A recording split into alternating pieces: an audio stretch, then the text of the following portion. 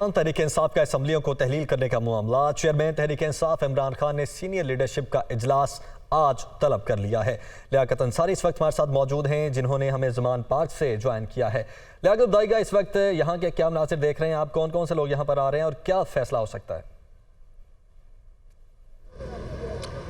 आज बिल्कुल असम्बलियों की तहलील के हवाले से चेयरमैन पीटीआई इमरान खान की मुशावरत का सिलसिला बदस्तूर जारी है। आज एक तरफ तो पार्टी की सीनियर लीडरशिप का इजलास शाम को जो है वो ज़मान पार्क तलब किया गया है। साथ ही साथ आज कसूर, ननकाना साहब और शेखपुरा, इन तीन अजला के अरकान कौमी और अरकान सूबाई असम्बली का भी मुशावरती इजलास बुलाया गया है और इन अजला के पार्टी अहदेदार और सीनियर क़यादत भी इस इजलास में शरीक होगी।